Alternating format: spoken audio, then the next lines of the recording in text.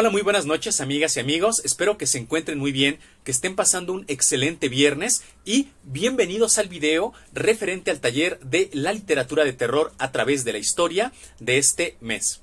Y bueno, antes que nada sí quisiera ofrecerles una disculpa por la demora en traerles este video casi una semana después. La verdad es que he estado muy ocupado con bastantes cuestiones laborales y personales. Y miren, pues ya es noche de viernes, que hasta este momento lo estoy subiendo, bueno, lo estoy generando. Y bueno, pues no quise dejar pasar la semana sin hacerlo. Saben que tengo este compromiso con ustedes, pero sobre todo, pues a mí me entusiasma mucho poder compartir el contenido con los suscriptores. Entonces, pues con muchísimo gusto lo hago. Y ahora sí, bueno, pues vamos a entrar en materia porque la sesión de este mes va a tratar sobre un tema que a mí personalmente me encanta, que aquí en la Biblia tenemos bastantes ejemplares con respecto a este tópico y pues por supuesto que me estoy refiriendo a cuentos populares. Una macabra paideia, me encantan los cuentos populares, los cuentos de hadas, ya han visto por ahí las fotos, las publicaciones que luego subo. Y bueno, nada más antes de entrar ya a revisar la agenda y los pormenores de esta sesión, quiero hacer una acotación con respecto a una palabra que podemos ver aquí en la presentación, que figura en el subtítulo de la sesión. Una macabra paideia. ¿Qué significa paideia? Porque quizás algunos no estemos familiarizados con este concepto. Bueno, es una palabra del griego clásico, que no tiene una traducción literal o absoluta al español. Sin embargo, el gran estudioso de la cultura griega, Werner Jaeger, en su libro clásico Paideia, los ideales de la cultura griega, nos dice que la traducción aproximada a las lenguas occidentales de paideia es algo así como educación, como instrucción, como guiar. Es decir, bueno, pues es como instruir a alguien, pero no solamente en el plano cognitivo o en el plano intelectual, sino es una instrucción completa, una instrucción del alma, de las emociones, de los sentidos, del espíritu, ideológica inclusive. Entonces, este subtítulo figura pues más que pertinentemente, porque vamos a descubrir que si hay una característica importante de los cuentos populares es esa, que nos permiten acceder al mundo de cierta manera y nos van a dar ciertas pautas para poder comprenderlo, interpretarlo y tomar un posicionamiento frente a los fenómenos del mundo, de la vida y de nosotros mismos. Entonces, bueno, pues vamos a revisar la agenda para ver los temas que vamos a estar revisando el día de hoy. Primero que nada, la riqueza de un legado, que aquí vamos a hacer una breve introducción a propósito de los cuentos populares. Posteriormente, el surgimiento y evolución histórica de estas historias. Continuaremos hablando de la estructura de estos cuentos, de estos relatos y algunas funciones importantes, que es donde haremos hincapié en esta situación que les he comentado de pues esta instrucción que nos aportan. Luego hablaremos de la plasticidad y el simbolismo como características importantes de los cuentos populares y finalizaremos con las conclusiones. Bueno, pues entonces vamos a adentrarnos ya en esta sesión y como siempre vamos a comenzar con una cita que en este caso pertenece a un psicoanalista prominente del siglo XX y su obra clásica Psicoanálisis de los cuentos de hadas. Me refiero a Bruno Bettelheim y pues esta cita, ya saben, se las leo, dice así: los cuentos de hadas suelen plantear, de modo breve y conciso, un problema existencial. Esto permite al niño atacar los problemas en su forma esencial, cuando una trama compleja le haría confundir las cosas. El cuento de hadas simplifica cualquier situación. Los personajes están muy bien definidos y los detalles, excepto los más importantes, quedan suprimidos. Todas las figuras son típicas en vez de ser únicas. Y bueno, pues aquí yo creo que esta frase condensa perfectamente el espíritu de los cuentos populares, de los cuentos de hadas, en el sentido de que nos permiten acceder de una manera sencilla, de una manera transparente e incluso agradable a cuestiones que de suyo podrían ser muy escabrosas, muy espinosas, muy difíciles, pero que a través del cuento podemos ver de manera nítida sus elementos esenciales y poder comprenderlos, ese mensaje que tienen para nosotros, ¿vale? Bueno, pues estaremos hablando de esto más a detalle. Ahora, vamos a comenzar con la riqueza de un legado. Historias eternas. Les decía ya, no puedo ocultar mi entusiasmo, mi alegría al hablar de este tema. Es que a mí me encantan los cuentos de hadas, los cuentos populares. de todas las regiones del mundo. Ya ven que uno de los propósitos que tengo aquí en la Biblia es juntar antologías, maravillosas antologías de cuentos de pues todos los confines de la tierra, oriental y occidental, nuevos y antiguos. Y es que miren estas historias, bueno, aquí puse algunas bastante ejemplares y muy conocidas: Caperucita, Hansel y Gretel, La Sirenita, que este cuento original de Andersen cómo me conmueve cada que lo leo, El gato con botas y su astucia, por supuesto sin olvidar los cuentos tradicionales de duendes, de hadas, de seres féricos. Entonces, algo interesante que yo no pude dejar de pensar cuando estaba elaborando los materiales para estas sesiones: ¿cómo es posible que estas historias, a pesar de que son tan conocidas, a pesar de que han sido tan difundidas y relatadas, de que si narrativamente las analizamos, la verdad es que son historias muy sencillas, muy simples, cómo es posible que no pierdan su encanto con el pasar de los siglos y continúen estimulando nuestra imaginación, nuestras ideas, nuestros sentimientos? Bueno, es que estas historias, desde su surgimiento, están profundamente vinculadas con el espíritu humano. Y bueno, pues esta vinculación con el espíritu humano, con la historia, incluso de nuestra especie, tiene que ver con algunos elementos clave, algunos aspectos clave que voy a mencionar brevemente a continuación. Primero que nada, los cuentos populares son herederos de los mitos y las leyendas, que ya se acuerdan que hemos visto una sesión sobre eso, pero se diferencian de los mitos y de las leyendas, que comparten de que de alguna manera van a relatarnos hechos fantásticos, sobrenaturales. De hecho, los cuentos van a ir un paso más allá y ya se van a convertir en entretenimiento, pero a diferencia de los mitos y las leyendas, que están muy orientados sobre un personaje invariable, sobre un lugar y una época, los cuentos populares van a ser universales para cualquier persona, para cualquier nacionalidad y cualquier época, que lo vamos a ver más adelante. Ahora, los cuentos populares plantean conflictos, dilemas, problemáticas y en general un nudo temático. Esto es sumamente importante porque hasta antes de esta forma narrativa del cuento popular, las leyendas, los mitos y otras formas de transmisión oral carecían de la estructura que ya van a presentar los cuentos, y que de hecho el cuento popular va a consolidar esta forma que le va a heredar a la literatura posterior, y ya ahora sí a la literatura de terror posterior, ya como tal narrativa de terror. Es decir, que hay unos personajes que a través de ciertas situaciones llegan a un clímax, a un nudo, a una problemática, y que después de esto, bueno, ya va a llegar un desenlace. Esta forma, que ya nos parece la forma habitual de cualquier historia, de cualquier relato, bueno, vamos a ver ese amanecer, ese albor, a través de los cuentos populares. Fueron creados colectivamente, sufriendo cambios al ser narrados una y otra vez. En los cuentos populares, a diferencia de cualquier otra forma de narrativa, tanto previa como posterior, son un patrimonio de la humanidad.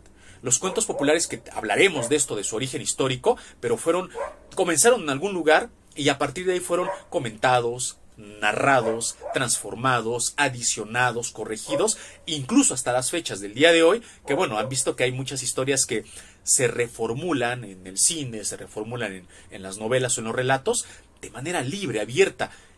¿Qué tipo de narrativa? Sino los cuentos populares pueden tener esta capacidad. Combinan creencias, supersticiones y hechos sobrenaturales con escenarios naturalistas. Esto también es muy importante. Los cuentos populares pueden ser completamente fantasiosos y nos hablan de reyes, de princesas, de magos, de hechizos, de maldiciones, de dragones, de ogros, de gatos que hablan. Pero sin embargo, dentro de todas estas situaciones insólitas, los cuentos populares no dejan de estar enmarcados en escenarios naturalistas, en casas, en castillos, en praderas, rodeados de gente común, de manera que nosotros podemos identificarnos e identificar nuestro potencial destino con esos cuentos. Y los personajes son genéricos, sin importar sus cualidades sobrenaturales. No importa que sea una princesa, un rey o quien sea, si se dan cuenta, los cuentos populares rara vez tienen un nombre propio. Es la princesa, es el campesino, es el héroe, es la madrastra, es la bruja, pero no tienen un nombre, porque precisamente están hechos para que nosotros podamos adoptarlos y adaptarlos al peligro o al paladín o a la situación o contra la que nos estemos enfrentando. Entonces, bueno, estos aspectos claves son los que les dan el estatuto de historias eternas.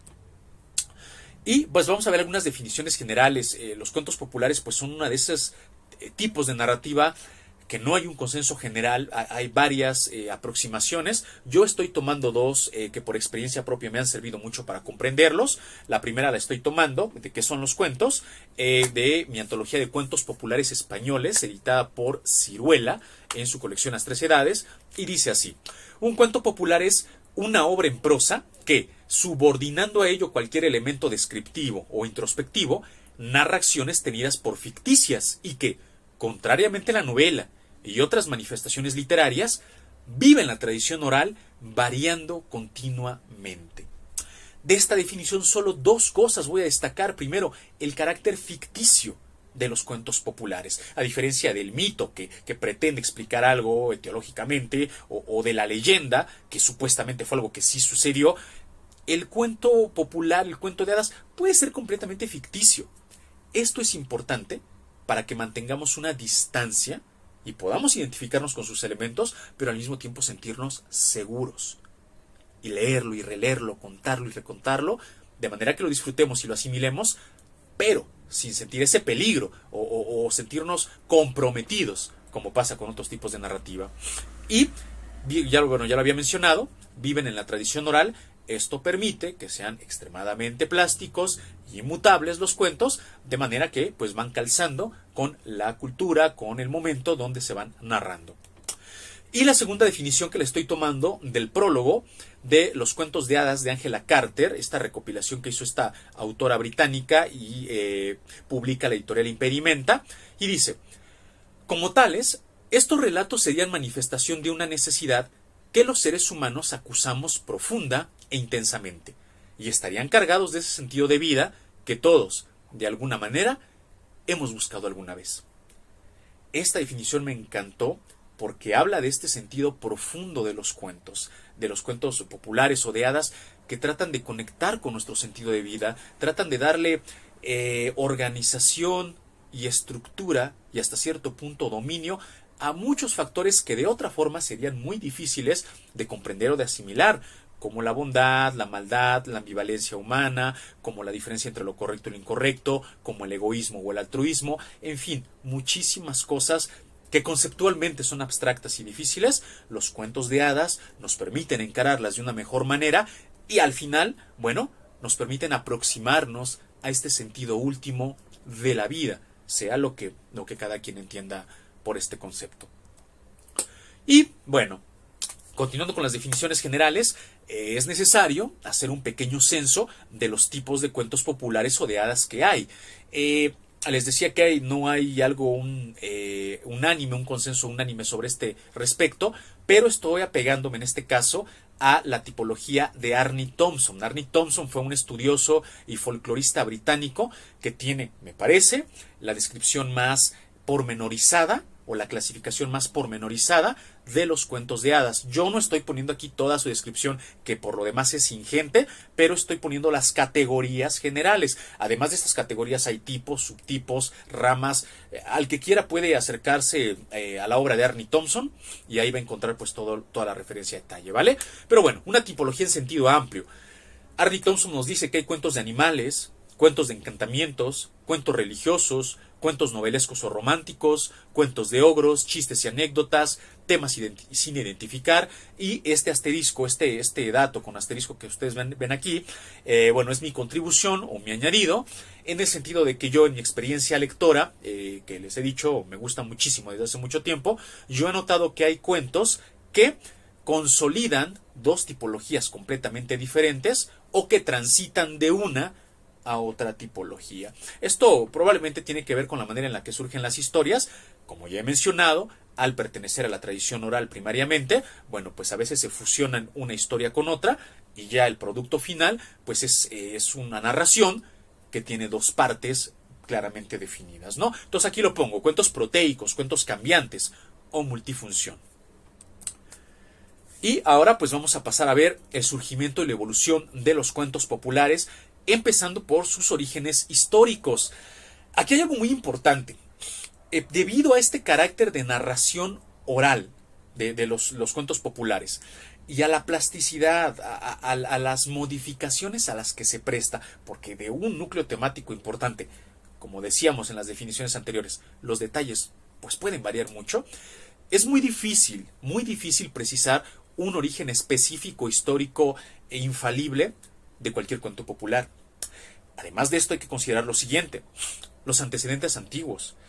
Muchos de los cuentos populares datan de historias antiguísimas. Por ejemplo, el cuento popular como tal, más antiguo del que se tiene constancia, que al mismo tiempo es una epopeya y es un poema, es la epopeya o la historia de Gilgamesh, que data del 2500 a.C., una historia sumerio-babilonia. El cuento original del cual surgió Jack y las habichuelas mágicas está rastreado con sus primeras versiones al indoeuropeo, que igual aproximadamente es en el 2000 a.C. La sandalia de Nitoris, que es la historia original de Nitocris, que da origen a el cuento de la Cenicienta, es un cuento tradicional del Bajo Egipto que está datado aproximadamente en el 2200 a.C. Entonces, bueno, si se dan cuenta son historias muy antiguas y bueno, esos son los precedentes que tenemos, ¿no? Documentados, pero no sabemos realmente dónde surgió, ni cuándo, ni quién lo contó por primera vez. Por eso es difícil establecer un origen específico, aún filológicamente hablando, para pues una de estas narraciones. Otra cuestión que dificulta esta tarea es la expansión geográfica. De nuevo, volvemos a esta característica. Los cuentos primariamente fueron narrados, platicados, contados, y pues en estas épocas de expansión territorial de los antiguos imperios, del comercio, pues de que se contaban historias, de todos estos viajes de descubrimiento, de colonización, bueno, pues las historias fueron viajando. Al punto de que, de nuevo, se hace difícil precisar dónde se originó una historia. Les ponía este ejemplo, ¿no?, de la sandalia de Nitocris, que pues es un cuento de Egipto y que volvemos a encontrar casi 3000 años después esa versión, bueno, otra versión de la misma historia en tierras germánicas. Entonces, bueno, pues es difícil también situarlo con precisión. Y el carácter pragmático. Los cuentos desde el principio, los cuentos populares, están al servicio de la población. Entonces, dependían mucho quién lo contara, cuándo se contara, cuál era la audiencia a la que iba dirigida, y de esta manera los cuentos pues iban tomando una cierta forma, ponderando o privilegiando algunas características y a veces desechando otras. Entonces tampoco tenemos constancia de cuál fue, para muchas historias, cuál fue la versión inicial, qué ilustraba la versión inicial. Solo nos queda lo que ilustra o lo que señala pues la última versión o con la que ya contamos alguna constancia más formal, ¿vale? Y bueno, de Europa creo que es el continente, y a continuación voy a hacer ahí un zoom sobre algunos exponentes destacados. Simplemente quiero mencionar algunas historias propiamente de América y propiamente de Asia y de África, que estas sí me parece son originarias de ahí, para que tengamos un panorama un poquito más amplio pues de estas historias originadas en locaciones diferentes del mundo, ¿no? De América tenemos el nacimiento del nenúfar, que es de Norteamérica, el indio valiente, que es un cuento popular navajo, los dos coyotes, que es un cuento popular mexicano, el cuento del conejo, que tiene versiones en México y en Centroamérica, las manchas del jaguar, que es un cuento popular maya, y el inca y los patitos de oro, que es un cuento popular de Sudamérica. Y del lado de África y de Asia, pues tenemos el Heike Monogatari, que si bien es una gran leyenda, una gran gesta épica, pero el Heike Monogatari se nutre de muchos cuentos populares más antiguos japoneses y los reproduce ahí. Entonces, bueno, cuenta como una buena fuente de cuentos populares. Los cuentos del Tao, que son cuentos chinos, cuentos de mucha sabiduría, muy instructivos. El ciclo de Osiris, donde a pesar de que el Osiris es un mito como tal, pero realmente está acompañado de un rico cuerpo de cuentos populares, como ya mencionado, la sandalia de Nitocris. Entonces, bueno, ahí hay otros cuentos, de nuevo, que cumplen con las características de ser instructivos, de ser entretenidos, de tener personajes genéricos y demás. Cuentos del Tíbet, que también son muy instructivos. Quintú y la ley del amor, y El león y el señor hambre, que son cuentos africanos. Por cierto, el león y el señor hambre, un cuento muy cruel, ¿no? La versión africana de los cuentos crueles europeos. Y vamos ahora a hablar de exponentes destacados, que ahora sí, pues por supuesto vamos a hacer un poquito de énfasis en Europa, que es donde quizás están los grandes compiladores o los más difundidos de cuentos populares, y vamos a empezar hablando de Charles Perrault. Aquí vienen sus datos, bueno, pues nacionalidad francesa, su periodo de vida. Lo que me interesa destacar sobre todo es que Charles Perrault, si bien él hace la reelaboración de varios cuentos y tiene varias obras que se pueden considerar originales, no obstante, él se nutre de la tradición oral europea y de las leyendas que él había escuchado. Entonces, sí da un paso más allá, sí hace algunas versiones, sus propias versiones de los cuentos, pero no son completamente originales porque él recopila material mucho más antiguo y anónimo. Es lo que les digo, los cuentos son un patrimonio de la humanidad. Obras notables de Charles Perrault: Perros Barba Azul, El gato con botas, Las hadas, Piel de asno, a mí me encanta Piel de asno, Riquete el del copete, y sus propias versiones de Caperucita Roja y de La Cenicienta. Que estas versiones, pues ya lo he mencionado, ¿no? Datan de historias mucho más antiguas, pero él tiene versiones importantes por varios motivos, por eso las estoy señalando aquí. Y tópicos recurrentes, aquí sí le da su toque a los cuentos que él recopila y que reescribe. Muestra los peligros de la vida cotidiana, que en cualquier momento, en cualquier lugar, el infortunio puede acaecer. Empleo de artimañas y planes para resolver problemas, celebra bastante el ingenio Perrault, y consecuencias del comportamiento inadecuado. No es de extrañar que muchas de las versiones de las historias de Perrault sean las más crueles. Por ejemplo, la Caperucita de Perrault la devora el lobo, y esta es la enseñanza. Se te dijo que no hablaras con un extraño, no obedeces, y eres devorada, y se acabó el cuento. Entonces, aquí no hay un cazador que la rescate, aquí no hay una artimaña que haga. Entonces, varios de los cuentos de Perrault van un poquito a esta situación, ¿no? Ya saben, trata mucho de la violencia, del incesto, entonces ese era su estilo. Siguiente exponente destacado, Hans Christian Andersen, otro de mis favoritos, danés, y él de donde sobre todo toma las inspiraciones para sus historias, que por supuesto muchas de sus historias son originales, son de su imaginación y de su pluma. Sin embargo, sus personajes y muchos de sus tópicos lo retoma de leyendas nórdicas, de leyendas del norte de Europa. Obras notables: La Sirenita, El Patito Feo, El Soldadito de Plomo, Pulgarcita, La Princesa y el Guisante y la Vendedora de Cerillas. Una historia muy triste. Tópicos recurrentes, aquí sí es distinto a Perrault, Hans Christian Andersen: apropiada conducta infantil, bondad y nobleza de sentimientos. De alguna manera la mayoría de sus cuentos están impregnados de un tipo de estoicismo primario, así enfocado hacia los niños, donde se pondera esta buena conducta, esta amabilidad, a veces esta resistencia de los embates crueles de la vida. Eso es muy propio de los cuentos de Hans Christian Andersen.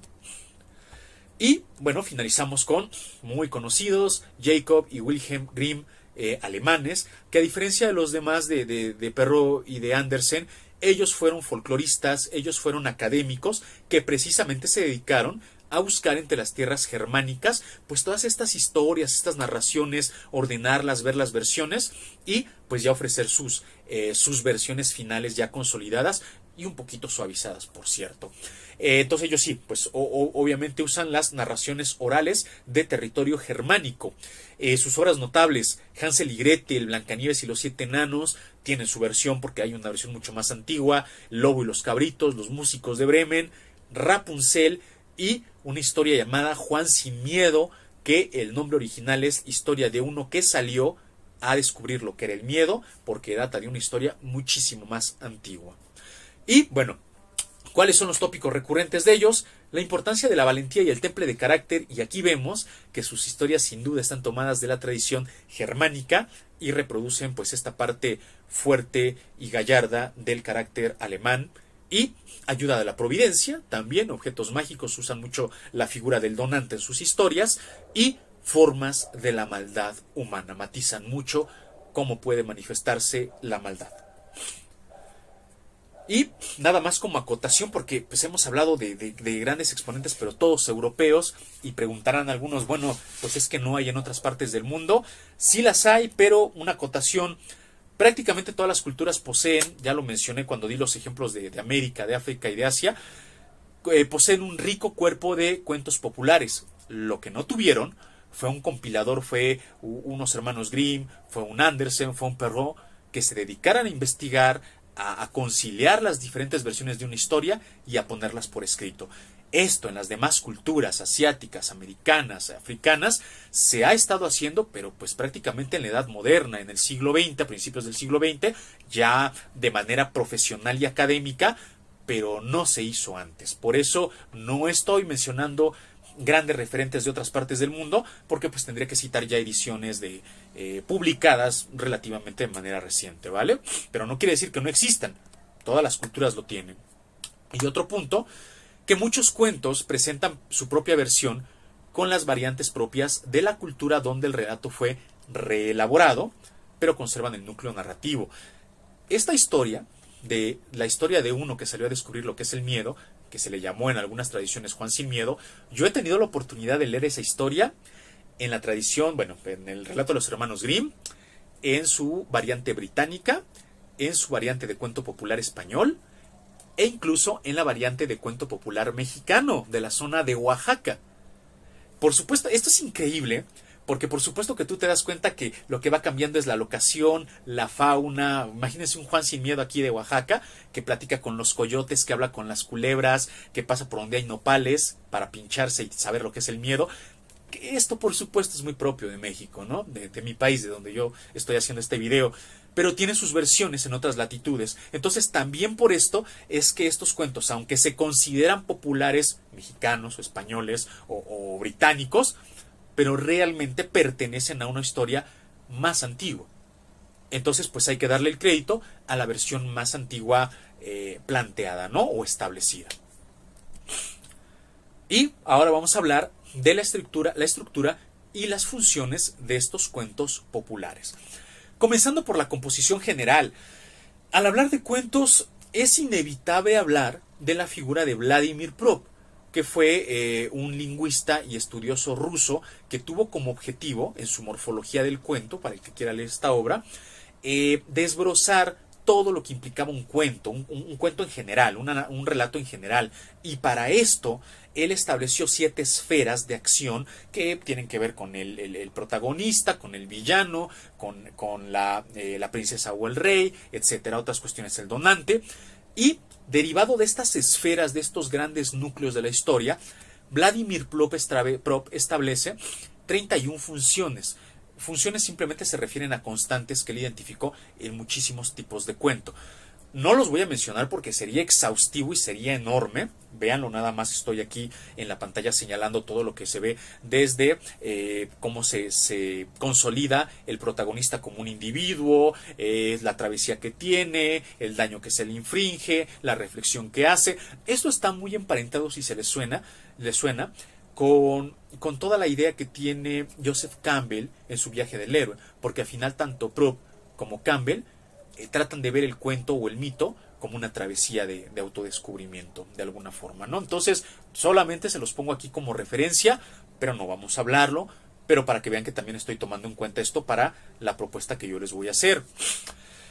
Basado en la tipología de Ernie Thompson y basado en las funciones de Vladimir Prop, yo les propongo el día de hoy, amigas y amigos, un modelo muy sencillo, muy sencillo, para comprender los elementos esenciales de los cuentos populares que, si bien no tiene pues el nivel de detalle o no tiene la escrupulosidad que tienen los modelos de Prop o de Ernie Thompson, al menos tiene la ventaja de que didácticamente es accesible y de que es amplio, es de un espectro muy amplio. Entonces un gran número de cuentos, de tipos de cuentos populares pueden ser analizados bajo este modelo que les propongo a continuación. Primero que nada, establezco 3 esferas simplemente generales. Protagonistas, en plural, porque generalmente las historias, si bien parten con un paladín o con una dama que va a ser el centro de la atención, bueno, generalmente ya en el transcurso de la historia, esta figura es acompañada de otra que viene a ser su par. Esto se encuentra con una entidad antagónica. No pongo villano y no pongo ni siquiera antagonista, como alguien que específicamente se le opone al protagonista, porque en muchos cuentos, sobre todo en los cuentos de animales, o en las picardías, o en los cuentos de humor o chistes como Juan Bobo, que es un cuento popular español, no queda muy claro que haya un villano. Quizás el villano en ese cuento, por ejemplo, sea el escarnio de la gente, pero tampoco es muy claro. Pero lo que sí podemos identificar es que hay una entidad, es que hay un cuerpo de acciones que se le oponen al protagonista, que lo desestabilizan. Por eso le he llamado la entidad antagónica. Y bueno, pues esto también implica un conflicto, un nudo, un clímax. Y cómo no podría haberlo si el cuento popular, ya lo hemos mencionado, establece ya este tipo de narración que ya va a ser más moderna, ¿no?, que antigua. Y donde está la intersección entre estas esferas, ahora sí, yo les muestro algunas cuestiones que he descubierto, algunos elementos que pueden ser importantes para esclarecer cómo está estructurado un cuento popular. Primero, en la intersección entre el protagonista y la entidad antagónica, vemos la patencia, porque es muy claro a través de la narración, de un peligro o de una situación difícil. Siempre la va a haber, este problema, esta dificultad que tiene que encarar o que solventar el protagonista, la cual, muy importante, puede ser provocada o fortuita. Provocada, como en aquellos cuentos donde se les dice los tres cabritos, Caperucita Roja, se le dice no lo hagas, no lo hagas, y desobedecen, infringen una regla o una normativa. Pero también puede ser fortuita, como en la mayoría de los cuentos de princesas, que su madre muere, no tienen ellas alguna intervención, llega la madrastra y pues las trae con ella, sin que ellas hagan nada. Que esto demuestra eso, que la maldad, que el infortunio puede llegar provocado o puede llegar sin más. Es de esas cosas que los cuentos populares ilustran y nos preparan. Luego, en la intersección entre la entidad antagónica y el conflicto, vemos siempre que hay ardides, embustes, picardías, engaños, conductas aberrantes y reprobables.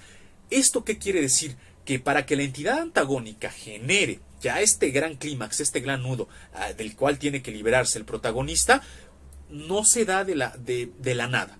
Hay siempre la intervención de un ser humano que hace un plan malévolo, que quiere matar a alguien, que planea un engaño, que lo miente, que lo oculta, que lo corre, que lo persigue, lo que sea. O a veces son la misma orquestación de ciertas circunstancias fortuitas, pero finalmente sí hay circunstancias que ponen en fuga o que ponen en dificultad al protagonista. Entonces, esto también es muy importante, que las cosas no surgen de la nada, sino que son el producto de la acción, pues en este caso la entidad antagónica, o pues de fenómenos naturales o mágicos, pero no son espontáneos. Y en la intersección entre el conflicto y el protagonista, vamos a ver casi siempre el uso de ayuda externa combinada con determinadas conductas rectificadoras. En muchos cuentos va a haber algún tipo de ayuda externa. Puede ser una ayuda mágica, puede ser un hada, puede ser un gato que habla, puede ser un objeto encantado, puede ser un sortilegio. A veces simplemente puede ser el consejo, la admonición de alguien que le dice haz esto, haz lo otro. Pero hay una ayuda externa. Pero esta ayuda no se va a activar si el protagonista no lleva a cabo ciertas acciones. Si es necio, si desoye los consejos, seguramente va a permanecer en ese conflicto. Y pues en la intersección de todo esto vemos algo muy importante. El final es consecuente de acuerdo a los elementos previos. Aquí en el cuento popular no va a haber lo que hay en la narrativa moderna, que un giro de tuerca, que un final abierto, que es impreciso en qué termina. No, o sea, tan fácil como se fueron dando los elementos y se fueron estructurando, ese va a ser el resultado. Positivo o negativo para el protagonista, va a ser el castigo de los villanos, va a ser el premio de la princesa sufriente, lo que ustedes quieran, la prosperidad, la riqueza o el infortunio, pero todo es perfectamente consecuente a lo que la historia ya nos señaló.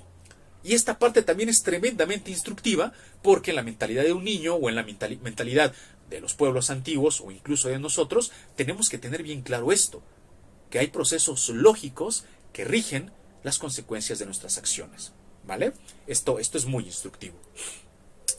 Y, pues hablando también de la composición general, simplemente señalo algunas cuestiones importantes, que pues en los cuentos populares el ingenio es más valorado que la reflexión, la astucia y la perspicacia son esenciales, y esto se entiende por las épocas en las que surgieron los cuentos populares, épocas donde la vida es mucho más difícil que ahora, la esperanza de vida era más corta, las condiciones políticas, sociales, climáticas, eran mucho más complicadas. Entonces es un llamado a la acción los cuentos populares.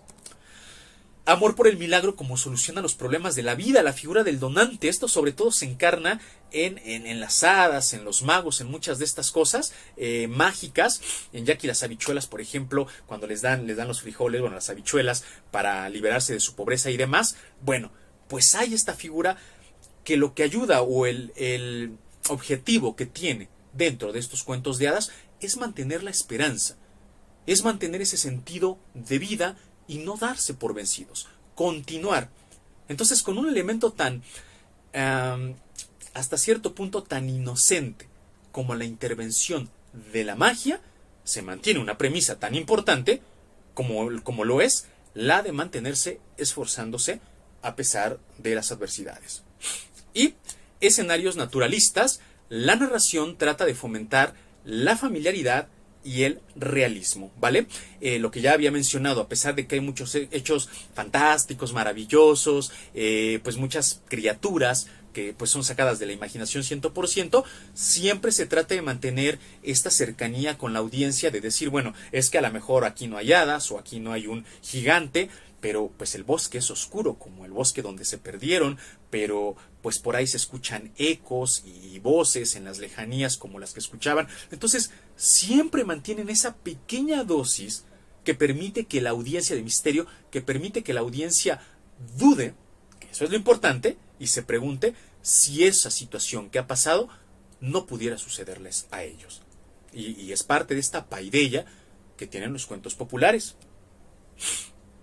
Y hablando de su función pragmática, ahora sí vamos a hablar de la función pragmática, es decir, la función que tienen en la vida los cuentos populares, y aquí hay otra cita de Bruno Bettelheim: si deseamos vivir, no momento a momento, sino siendo realmente conscientes de nuestra existencia, nuestra necesidad más urgente y difícil es la de encontrar un significado a nuestras vidas.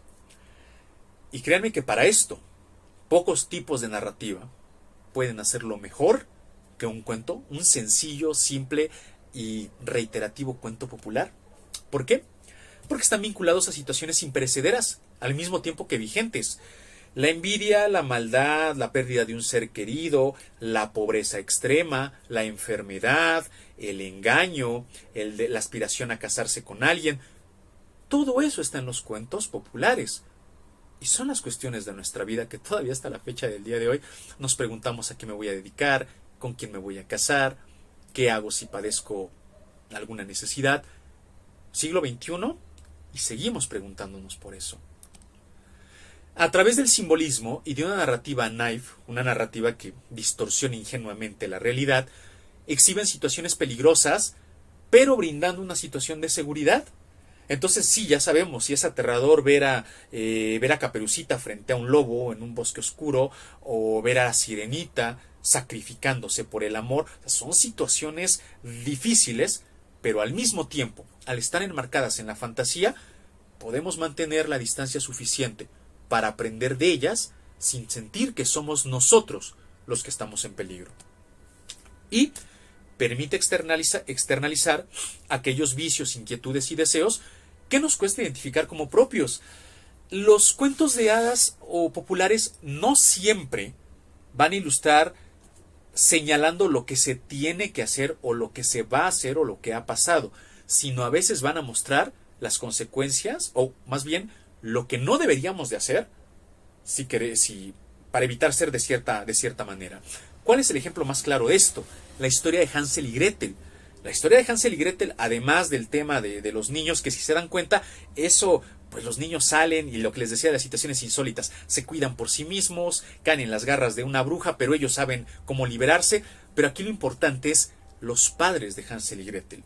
Los padres de ellos demuestran muy poco amor por sus hijos, un grado enorme de desinterés, de crueldad, y eso es instructivo para uno como padre decir: mira, a veces te desesperas con tus hijos, a veces pierdes la claridad de qué debes hacer cuando estás en una necesidad, a veces puedes sentir que el mundo se derrumba y que tienes que hacer una cosa completamente descabellada, pero ve a los padres de Hansel y Gretel.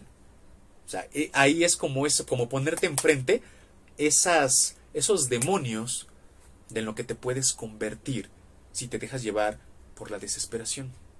Entonces, no siempre directamente van a decir haz esto, no hagas lo otro. A veces te van a mostrar las acciones de alguien para reflejar ciertos deseos o ciertas ideas que pasan por tu cabeza. Y recuerden, pues estas historias son muy antiguas.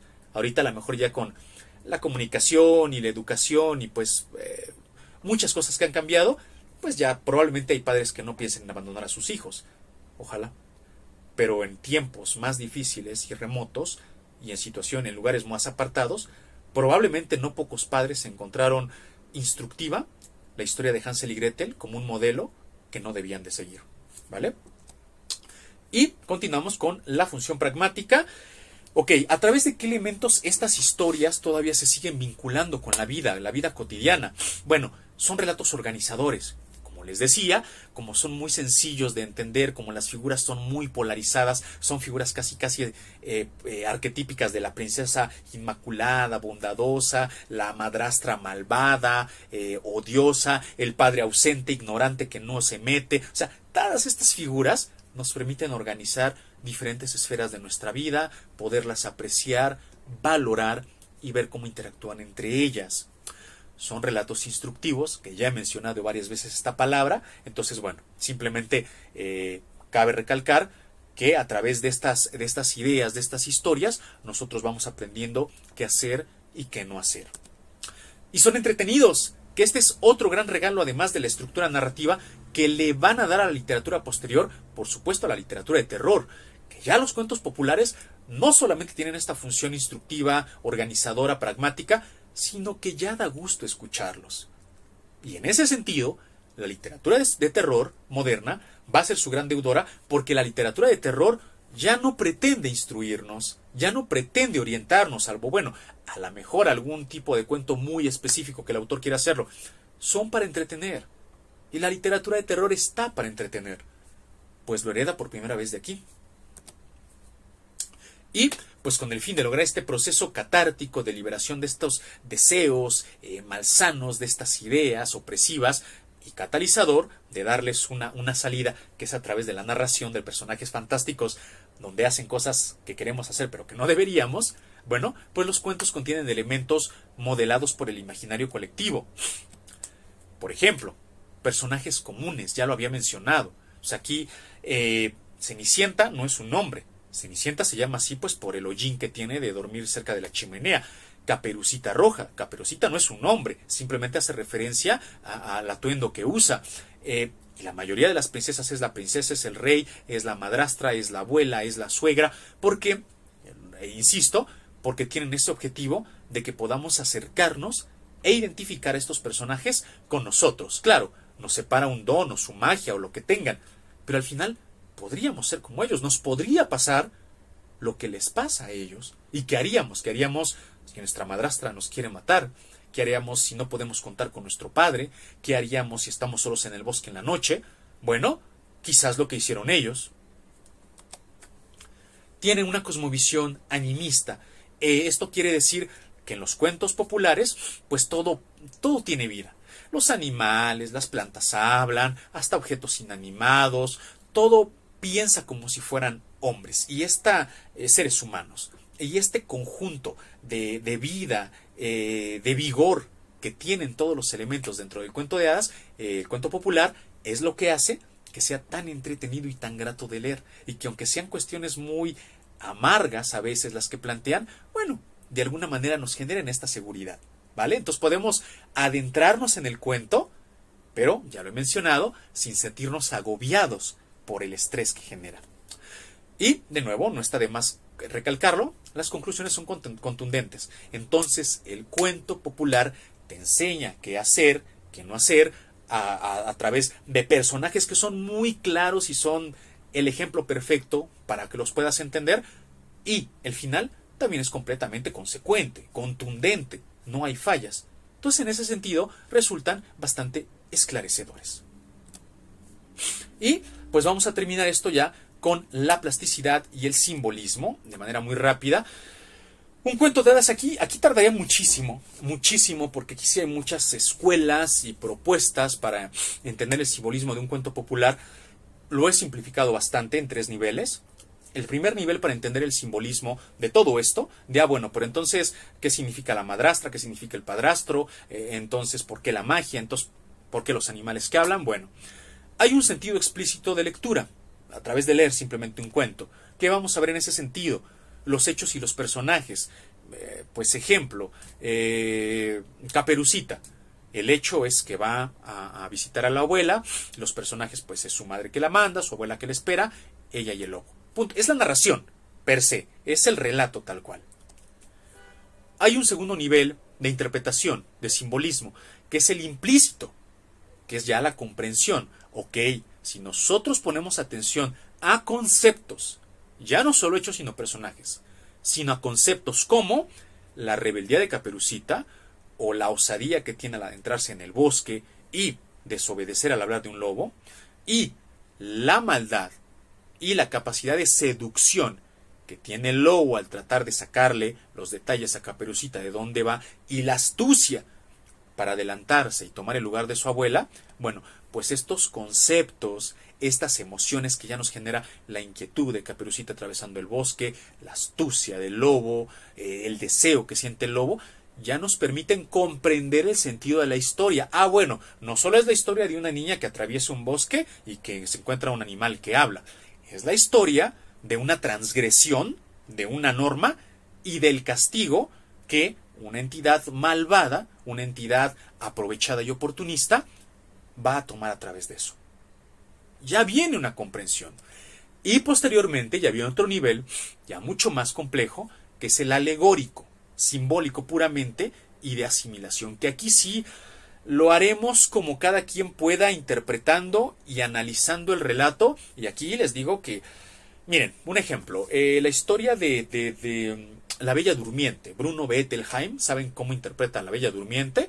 Cuando se pincha el dedo con la rueca, esa sangre que emana, la interpreta que la historia, para empezar, habla del despertar sexual de las niñas, de las adolescentes.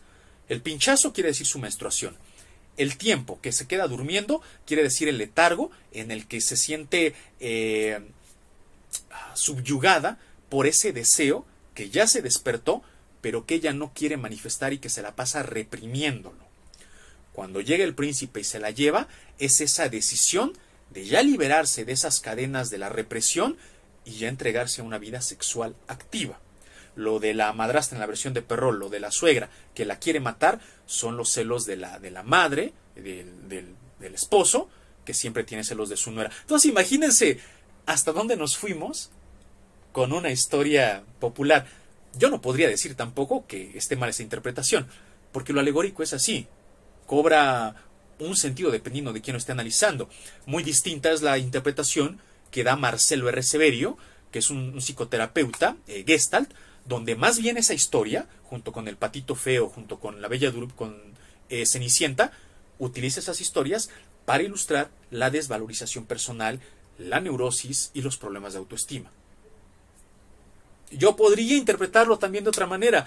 Entonces, eso ya es un tercer nivel, donde ya las figuras, los conceptos, las emociones, los personajes, los hechos, ya cobran significados, interpretaciones. Y estos ya dependen de cada persona. Pero, ¿qué narrativa sino esta, sino el cuento popular, se podría prestar a toda esta riqueza? ¿Vale? Y, pues, algunos casos ejemplares, ya los he mencionado un poquito. La Bella Durmiente, Blancanieves y los 7 enanos, que tiene también varias versiones y puede tener muchas interpretaciones. Blancanieves, ¿saben por qué lo puse ahí? Porque el año pasado leí un relato que es Roja como la sangre de Tanit Lee, que es un relato de terror. Y es una reformulación de Blancanieves y los 7 enanos, y es muy ingenioso, pero extremadamente ingenioso. Creo que lo puse, de hecho, en mi top de lecturas, de mejores lecturas del año pasado. Si mal no recuerdo, puse Roja como la sangre, porque es fabuloso cómo Tanit Lee, cómo interpreta qué son los enanos, porque la madrastra tiene esa tirria hacia Blancanieves, que es el espejo. En fin, imagínense, estas historias son tan ricas, tan exuberantes, que se pueden prestar a muchas interpretaciones. Ya mencionada Caperucita Roja, creo que Caperucita Roja es la más adaptada, porque he visto versiones infantiles, versiones crueles como la de Perrault, versiones de reivindicación, versiones eróticas. Angela Carter tiene su propia versión en La Cámara Sangrienta de Caperucita Roja. Historias universales.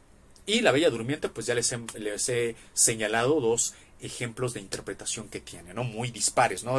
Que va de la resiliencia que propone Marcelo Severio al despertar sexual que propone Bruno Bettelheim, ¿no? Y finalmente, para que vean que no solamente estamos hablando de relatos de protagonistas femeninas, estoy usando el modelo que les mostré. ¿Se acuerdan? El de las tres esferitas protagonistas, entidad antagónica, conflicto y las intersecciones, para mostrar tres relatos que son muy distintos, que aquí sí no son como tal de princesas, de encantamientos, sino de otro tipo de cosas. Jackie y las habichuelas, el gato con botas y el traje nuevo del emperador. ¿Se acuerdan que hablábamos de que hay un peligro patente? Ok, ¿cuál es el peligro en Jackie y las habichuelas? La miseria. Por supuesto, vinculado con las difíciles situaciones de las zonas rurales donde seguramente surgió este cuento. ¿Cuál es la ayuda externa que tiene ahí? ¿Cuál es la esperanza que tiene Jack? Unas habichuelas mágicas. ¿Cuál es la conducta hiperniciosa, el conflicto, el clímax en el que entra? El ataque de los ogros, después de que Jack, usando su astucia, trata de salir de la pobreza quitándoles pues estos objetos que tienen, ¿no? Las monedas de oro, la gansa de los huevos de oro, el arpa mágica. Y el final consecuente. ¿Se acuerdan qué pasa al final de Jack y las habichuelas? ¿Qué tiene que hacer? Tiene que cortar el tallo. Porque mientras él todavía quiera sacar este provecho y esta ventaja, a pesar de que ya tiene lo suficiente, siempre su vida va a estar en riesgo. Tiene que terminar con esa vida. Le sirvió su astucia, su ingenio para sobrevivir, pero no puede vivir siempre de eso. ¿No les suena eso una justificación hasta cierto punto de la rapacidad por necesidad? El gato con botas, también aquí importante, también la miseria. El heredero se queda con el gato, dice: ¿de qué me va a servir este gato cuando no me dejaron más herencia? Pero ¿cuál es la ayuda? La astucia, el gato que habla. ¿Qué conducta es la perniciosa que tiene que liberar al final? Pues el desafío del ogro. ¿Y cuál es el final consecuente? Que el amo reconoce la astucia del gato. Y esta es una manera de decir, de nuevo, bueno, es que aunque tus circunstancias hayan sido adversas, aunque no tengas mucha dote o herencia, como seguramente le pasaba a más de un jovencito en esas épocas, si tienes astucia y sabes qué hacer y cómo hacer las cosas, puede que no te vaya tan mal. Y al final es consecuente con toda la historia. El traje del emperador. ¿Cuál es aquí el peligro? Aquí ya es diferente el cuento. Bueno, pues la vergüenza, porque se acuerdan que al principio el emperador lo que él quería era ser el más fastuoso, su vanidad, su arrogancia. Él no quería verse avergonzado de que otros tuvieran trajes más imponentes que los de él. Ese era su peligro. ¿Cuál es la ayuda externa? Bueno, de esto después de que llegan los estafadores, que hay varias partes donde hay murmuraciones de sus cortesanos, de sus consejeros, de la ciudadanía, de que le están tomando el pelo. Pero en este caso, el emperador no atiende a esas palabras. En su arrogancia, en su vanidad, él continúa creyendo que le están haciendo el traje más formidable. Pues la conducta perniciosa aquí, por supuesto, es el engaño de los estafadores. ¿Y qué pasa? Siendo consecuente. Si el rey, entre su vanidad y su soberbia, no hace caso de los consejos de sus cercanos y se pone en manos de un estafador, pues lo consecuente, el rey se expuso a la humillación pública, y la humillación pública señalada por un niño pequeño. Su ambición e ignorancia lo dejaron en ridículo. Entonces, ven, podemos ver de nuevo que este esquema que les había mencionado puede aplicar, ¿vale? Y bueno, pues ya pasamos a las conclusiones, amigas y amigos. ¿Qué podemos decir de la sesión del día de hoy? Que los cuentos populares contienen y estructuran componentes de tal forma que se convirtieron en un referente para las formas de narrativa posteriores, tanto para cómo hacer la técnica narrativa de cómo llevar la estructura de un relato, tanto para hacerlos entretenidos, divertidos, para saber cómo orquestar los elementos fantásticos, pero al mismo tiempo que fuera verosímil hasta cierto punto la historia. Todo esto, que van a heredar ya las formas modernas de narrativa de cuento de terror, se lo debemos a los cuentos populares. Además, incorporan un nuevo objetivo literario: entretener a su audiencia. Desde ahí, todas las narrativas posteriores están en deuda con los cuentos populares. Toda narrativa que pretende mantener la atención del lector más allá de lo que el lector pueda o no extraer como aprendizaje, como enseñanza, como reflexión, si solamente es entretener, le debe eso al cuento popular. En su estructura narrativa, los cuentos utilizan y maximizan elementos macabros, oscuros y crueles. Claro, el cuento popular lo va a hacer para enseñarnos algo, para mostrarnos algo, pero la narrativa moderna de terror va a aprender que si pones ciertos elementos, puedes generar inquietud en tu audiencia. Al generar familiaridad y desenvolverse en situaciones cotidianas, los cuentos logran inquietar a su audiencia, ¿no? Lo que decíamos. Aunque el cuento de terror, ya mencionamos, sí pone una cierta barrera que ya la literatura de terror moderna va a tratar ya de manera muy ingeniosa y a través de ciertas técnicas eliminarla, para ahora sí generar terror y pavor en su audiencia, cosa que el cuento popular parcialmente lo va a hacer, pero no es su objetivo absoluto. Y finalmente, la literatura de terror no se ha resistido a la tentación de reescribir, reinterpretar y renovar historias tradicionales de los cuentos populares. Les he mencionado Caperucita Roja, Roja como la sangre, bueno, los cuentos completos macabros de Ángela Carter de la Cámara Sangrienta, todas son reelaboraciones macabras y crueles y sádicas de cuentos populares, ¿no? Pero, así como ese, hay muchas versiones. Entonces, amigas y amigos, muchísimas gracias. Ya saben que este grupo de Facebook, por si quieren, ahí voy a cargar información adicional, material adicional para el que quiera profundizar en este tema de los cuentos populares. Y pues si les ha gustado este video, comenten, compartan, denle like. Si tienen alguna sugerencia, duda, comentario, recomendación, déjenla aquí. Para mí es un gusto leerla y nos estamos viendo mañana en la reseña de esta semana. Que tengan una excelente noche.